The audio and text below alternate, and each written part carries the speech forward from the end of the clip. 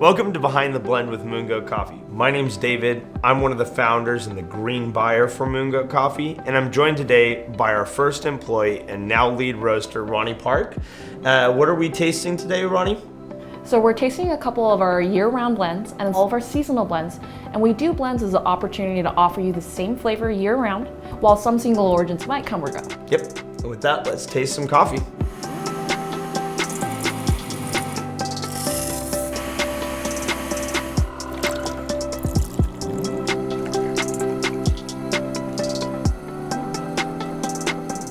Welcome to Behind the Blend with Moongoat Coffee. This is a series we thought to do to really describe why we do blends. We started with just a couple of different blends and have added more and more from the annuals to the ones that we do seasonally.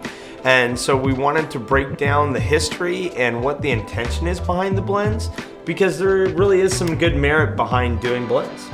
For a single origin, you might only have that for a small section of the year, but for us, blends are kind of our way of conveying a specific flavor and an idea from our table to yours, no matter what day of the year it is. So the first blend we're gonna taste is our Dark Side of the Moongoat blend. It's the first blend we actually ever did, and we started it really just as a chance to do a dark roast coffee. We did it as an afterthought to a certain extent, but it's turned into a favorite coffee year-round for many people. I would say most people. I think for every bag of single origin we sell at least a bag of Dark Side. So that's kind of become like our biggest, most loved bag of coffee on the shelf, and something that we're particularly proud of, because it went from something to be like, maybe we should have that in our lineup, to no, this is something that will always be on our shelves no matter what. And some of the notable things is it's always a pre-roast blend.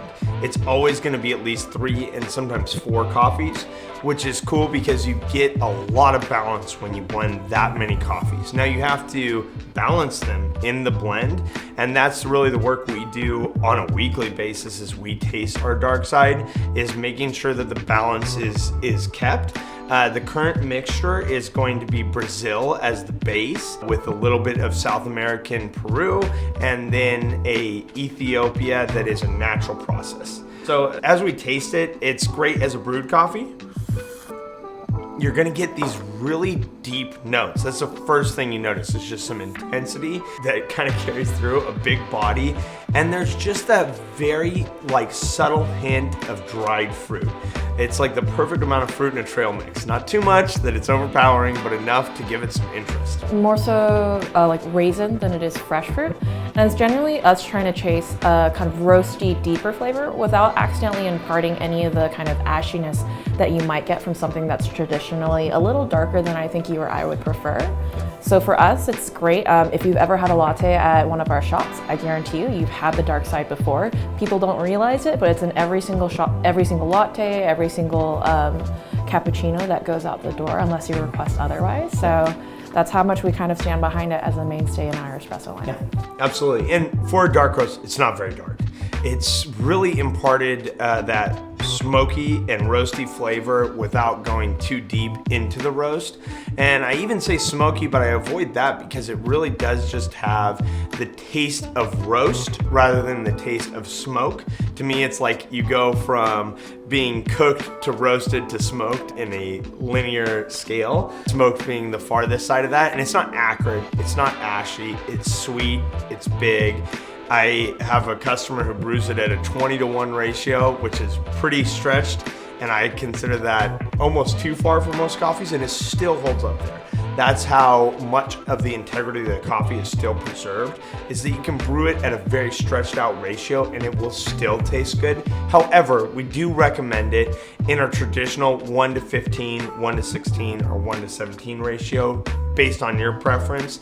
And as an espresso shot, we like it at a tighter than 1-to-2 ratio, which means if you put in your dose, that your yield is double that in liquid mass, which sounds like a science lesson, but in reality, you just want to see 2 ounces of volume and weigh out about 35 grams for an 18-gram espresso dose. No, I think the only other thing is this coffee shines as a milk-based coffee. It's really designed for milk, which most of our coffees, we make sure they taste good with milk, but they are not designed for milk. So this is a structured coffee where we put a piece that will have a lot of body. We put a piece that will have a little bit of fruitiness and a piece that has a bit of savory flavor. And those three, although they may sound discongruent, like they would be out of balance, when put together, pre-roasted and really precisely blended and balanced, you get awesome flavor under milk. Just something that accentuates all the coffee flavors and brings out the sweetness and depth of the milk. So thank you for tasting Dark Side of the Moongoat alongside us. This is our signature espresso blend. We keep it in stock year round, and although it may change seasonally, it's going to be the most consistent part of Moongoat for those dark roast drinkers in your life.